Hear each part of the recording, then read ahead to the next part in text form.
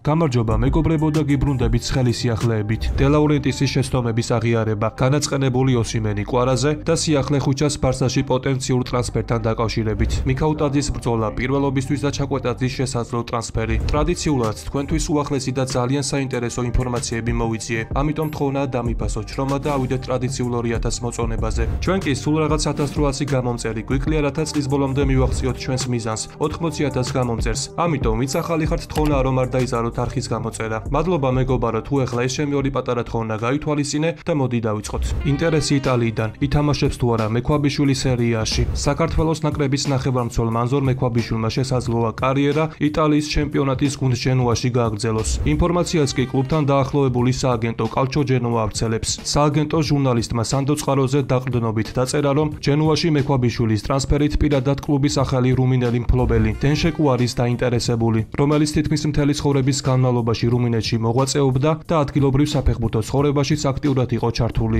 კალჩო ჟენუა კი ჩვენ დეტალურად შემდეგ ინფორმაციას გვაწვდის. ახალგაზრდა ქართველი კლუბისთვის ხელმისაწვდომი ღირებულებისა. ის რუმინეთის ჩემპიონატში თამაშობს და ფართო საზოგადოებისთვის უცნობია. ამიტომ ის თავისი პროფილით შესაძლოა იტალიური კლუბისთვის შესაფერისი ვარიანტი იყოს. ნათქვამია კალჩო ჟენუას სტატიაში. ფანებისა და მწვრთნელების საოცნებო გუნდი, მამარ და საუკეთესოებს შორისაა. სტატისტიკურმა კომპანია ტრანსფერმარკეტმა საოცნებო გუნდი შეადგინა, რომელშიც საქართველოს ნაკრებისა და ვალენსიას მეკარე გიორგი მამარდაშვილი შეიყვანეს. ყველა გულშემატკივარსა და მწვრთნელს უნდა ასეთი გუნდი საკუთარი კლუბისთვის საშობაოთ. კითხულობთ ტრანსფერმარკეტის Facebook გვერდზე. და რას ფიქრობთ მეგობრებო? 10 ბალიანი სისტემით რამდენი ქულით შეაფასებდით თქვენ ამ შემადგენლობას? რამ განაპირობა მიქაუტაძის წარმატებული სერია? ფრანგული გამოცემა ორ მიზეზს ასახელებს. უპირველეს ყოვლისა მინდა გითხრათ, რომ გიორგი მიქაუტაძე ლიონისთვის საუკეთესო ფეხბურთელობისთვის იბრძვის. როგორც ფრანგული კლუბის ოფიციალურ ვებგვერდზეა აღნიშნული, ქართველი ფორვარდის გარდა თვის საუკეთესო ფეხბურთელობისთვის რაიან ჩერკი და ნიკოლას ტალიაფიკო იბრძვიან. ხმის მიცემა კი საკმაოდ მარტივია.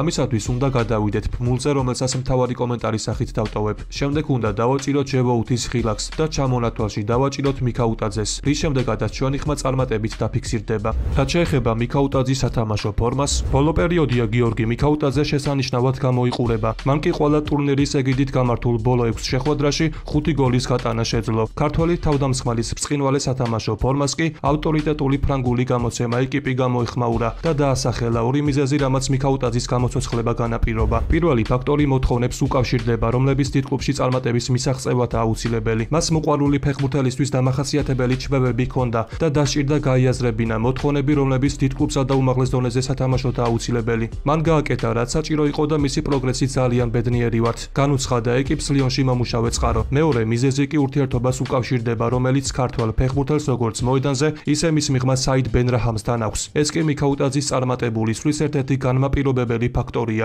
აცხადებს ფრანგული გამოცემა. ვოტფორდში ჩაკვეტაძის შესახებ ისაუბრეს. გამოცემა თოლკსპორტის პოდკასტერმა და ამავდროულად ვოტფორდის კომენტატორმა და ერთ-ერთმა ცნობილმა გულშემატკივარმა ჯასტინ ბიტიმ ფუტბალ ლიგ-ვორდთან გიორგი ჩაკვეტაძის შესახებ ისაუბრა და განაცხადა, რომ კლუბმა ზამთრის სატრანსფერო ფანჯარაზე ქართველი ფეხბურთელის შესანარჩუნებლად ყველაფერი უნდა გააკეთოს. მისი კომენტარი კი დეტალურად შემდეგია. ვფიქრობ, კლუბში ისეთი ფეხბურთელი, რომელიც ფასდაუდებელია და არ უნდა გაიყიდოს, გიორგი ჩაკვეტაძეა. მისი თამაშის ყურება მშვენიერია და ბურთთან ბრწყინვალეა. ვფიქრობ, საგოლე გადაცემებს ხშირად რომ აკეთებდეს და გოლებსაც იტანდეს, ვოტფორდში ამ დრომდე არავინ გააჩერებდა. ამ შემთხვევაში ის იქნებოდა სრულყოფილი ფეხბურთელი, რომელსაც პრემიერ ლიგის გუნდების უმეტესობა ეძებს. ამის მიუხედავად, პრემიერ ლიგაში არსებობს რამდენიმე გუნდი, რომელსაც მისი ზამთარში დამატება სურს, მაგრამ ჩვენთვის ძალიან მნიშვნელოვანია, რომ ჩაკვეტაძე ამ პერიოდში არ დავკარგოთ და მინიმუმ სეზონის ბოლომდე შევინარჩუნოთ. ის ჩვენთან სეზონ ნახევარი არას იმყოფება და ამ პერიოდის განმავლობაში ნამდვილად დაამტკიცა თავისი ღირსება. ვფიქრობ, მისთვის ზღვარი არ არსებობს და ძალიან გამიკვირდება თუ სამომავლოდ უფრო მაღალ დონეზე ვერ ითამაშებს. ცნობისთვის იგივე ფუტბალ ლიგ-ვორლდი ამტკიცებს, რომ ზამთრის სატრანსფერო ფანჯარაზე გიორგი ჩაკვეტაძის დამატებას პრემიერ ლიგის 3 გუნდი, ვულვზი, ევერტონი და ლესტერი ეცდება. ვოტფორდი კი ქართველ ფეხბურთელს 20 მილიონ ფუნტზე ნაკლებად არ დათმობს, რაც ტრანსფერის განხორციელების შანსებს მნიშვნელოვნად აბრკოლებს.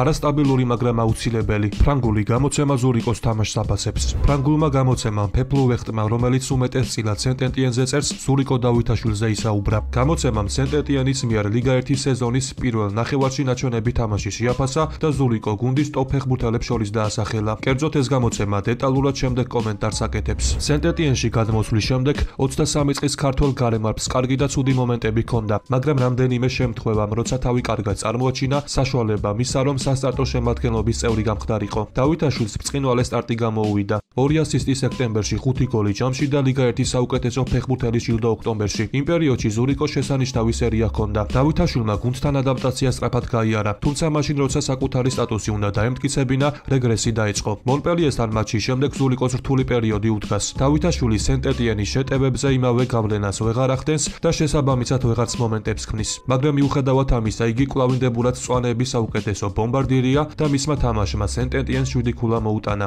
წერს ფრანგული გამოცემა. მე კი გეტყვით, რომ ლიგა 1-ის 15 ტურის შემდეგ სენტ-ეტიენს 13 ქულა აქვს და მე-16 ადგილზე იმყოფება. მწვანეები კი მომდევნო შეხვედრას 4 იანვარს რეიმსის წინააღმდეგ გამართავენ. დელაურენტისის შეცდომების აღიარება, განაწყენებული ოსიმენი კვარაზე და სიახლე ხუჩას ბარსაში პოტენციურ ტრანსფერთან დაკავშირებით. ნაპოლიში რომ ბოლო პერიოდი არაჯანსაღი სიტუაცია ეს ნათელია, მაგრამ ამ დროის განმავლობაში კლუბიდან ღიად არავის უსაუბრია და პასუხისმგებლობა საკუთარ თავზე არავის აუღია. მაგრამ მოვიდა დრო, როდესაც დელაურენტისმა თავისი შეცდომების აღიარება დაიწყო. კერძოდ ნაპოლის პრეზიდენტმა 2024 წლის შემაჯამებელ ღონისძიებაზე ნაპოლის პარტნიორ რადიოსთან ისაუბრა, რომელიც საკმაოდ საინტერესო კომენტარს აკეთებს. 2024 წელი ორ ნაწილად არის დაყოფილი. პირველი 6 თვე და მეორე 6 თვე. წლის პირველ ნახევარზე პასუხისმგებლობა საკუთარ თავზე ვიღებ. მე ბიზნესმენი ვარ, რომელიც საქმეში ფულზებს და საკადრო გადაწყვეტილებებს იღებს. ასე რომ მთელი პასუხისმგებლობის საკუთარ თავზე აღება სწორი გადაწყვეტილება. მეორე ნაწილში ანტონიო კონტეს სახით საოცარი ადამიანი ვიპოვე. მან დახმარების ხელი გამომიწოდა და მიხვდა, რომ მოთამაშეებს ძველი ატმოსფეროს დაბრუნება სჭირდებოდათ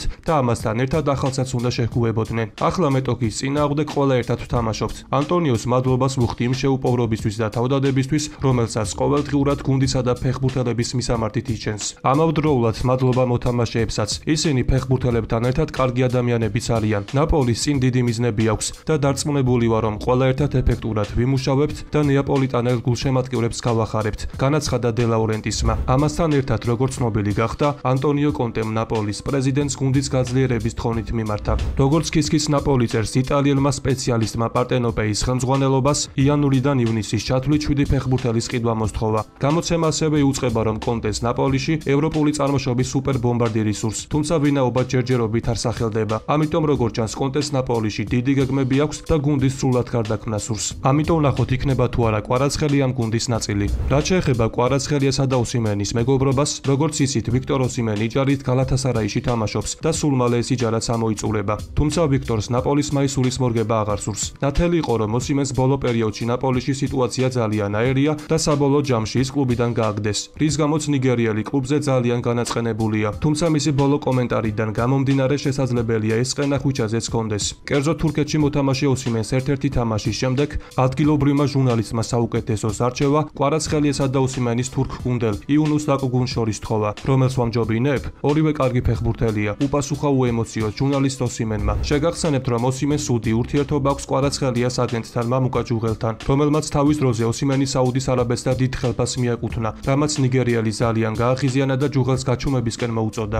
ახლა კი შევეხოთ კვარაცხელიას სამომავლო ტრანსფერს. ხვიჩას რომ მრავალ გრანდს უკავშირებენ, ეს ახალი ამბავი არ არის. ცოტა ხნის წინ კი ბარსაში შესაძლო ტრანსფერზე ახალი ინფორმაცია გავრცელდა და ცნობილი გახდა მთავარი მიზეზი, რის გამოც ხუჩას ტრანსფერი კატალონიურ კლუბში წარმატებით შედგება. დიარიო ეისის ინფორმაციით, კატალონიური კლუბი ამ პოზიციაზე სამ ფეხბურთელს აკვირდება. ესენი კი რაფა ლეაუ, მარკუს რეშფორდი და კვარაცხელია. ის თუ რომელ მათგან შეიძენს კლუბი ფეხბურთელის სატრანსფერო ფასებზე და ლალიგასთან მიღწეულ შეთანხმებაზე იქნება დამოკიდებული, რადგან ამ ეტაპისთვის ბარსაში ძალიან მძიმე ფინანსური მდგომარეობა და მათთვის გრანდიოზული თანხის გადახდა ძალიან ძნელი იქნება. ამიტომ ხუჩასთვის უმნიშვნელოვანესია, რომ მის კონტრაქტში 80 მილიონიანი გამოსაწყიდი ჩაიწეროს, რაც სამომავლოდ მის ტრანსფერს ძალიან გაადვილებს. ამ შეთანხმებასთან კი როგორც ნაპოლი, ასევე კვარაცხელია ძალიან ახლოს არიან და იმედი დავიტოვოთ, რომ საბოლოოდ ყველაფერი წარმატებით დასრულდება. და მოვიდა დრო, რათა გავსდეთ საქართველოს საზღვრებს. ოსიმენის ტრანსფერი მანჩესტერში და მიქაუტაძის თანხმობა გალათასარაის. რატომ წავიდნენ ბარსას ფანები სუარეზის წინააღმდეგ? ჩაიბარებს თუ არა ზიდანი მადრიდის რეალს? ვიდეოს საინტერესო ინფორმაციებით ვაგრძელებთ.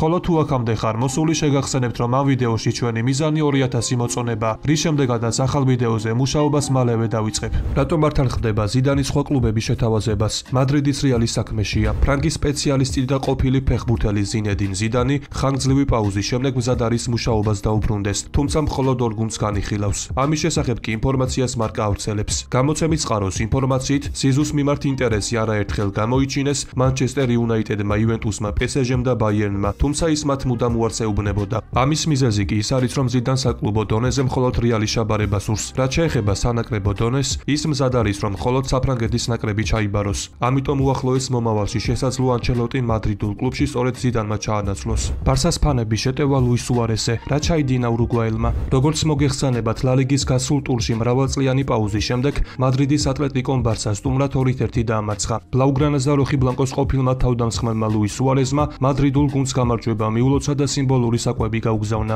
ეს ფაქტი კი ბარსას გულშემატკივრების გარკვეულ ნაწილს არ ესიამოვნა და ვეტერანი ურუგვაელი მწვავედ გააკრიტიკეს. ამის შესახებ კი ინფორმაციას ფაბრისიო რომანო ავრცელებს. სოციალურ ქსელში კი ბარსას გულშემატკივრების შემდეგი სახის კომენტარებს წერენ. შენ ჩემი პატივისცემად დაკარგე ლუის, რატომ გძულვართ ასე?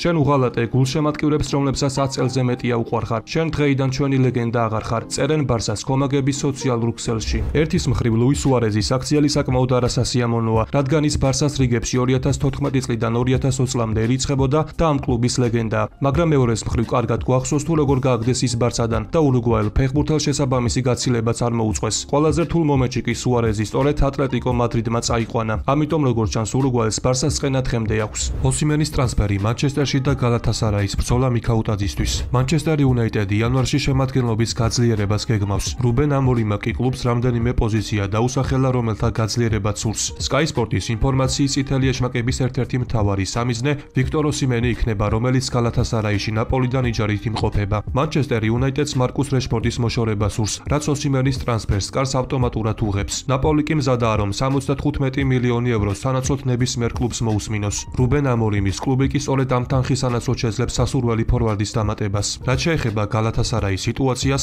მაურო იკარდის ტრავმა აქვს და კლუბს ახალი ფორვარდი ყავს საძებნელი. მათი მთავარი სამიზნე კი გიორგი მიქაუტაძეა. ავტორიტეტული თურქული გამოცემა ფანატიკის მიხედვით, გალათასარაი მიქაუტაძესთან პრინციპულ შეთანხმებას მიაღწია და ახლა ლიონთან ესაჭიროება საერთო ენის გამონახვა. ფრანგები გიორგის სანაცვლოდ 25 მილიონ ევროს ითხოვენ. გალათასარაის შეთავაზება კი 17-დან 18 მილიონის ფარგლებშია. მაგრამ თუ მხარეები თანხის ეტაპობრივად გადახდაზე შეთანხმდებიან, ეს გარემოება ტრანსფერს დააჩქარებს. მაგრამ ჯერჯერობით თურქებს ერთიანად ამ ხელა თანხის სამთარში გადახდა არ სურთ. დღევანდელ ვიდეოს კი ამით დავასრულებ. მოტივაციისთვის კი ავიდეთ მინიმუმ 2000 მოწონებაზე. ასევე გამოიწერი არხი და დაიხმარე მას განვითარებაში. ყველას გისურვებთ ჯანმრთელობას და ბედნიერებას. მე კი მომავალი ვიდეოთი ძალიან მალე დაგიბრუნდებით.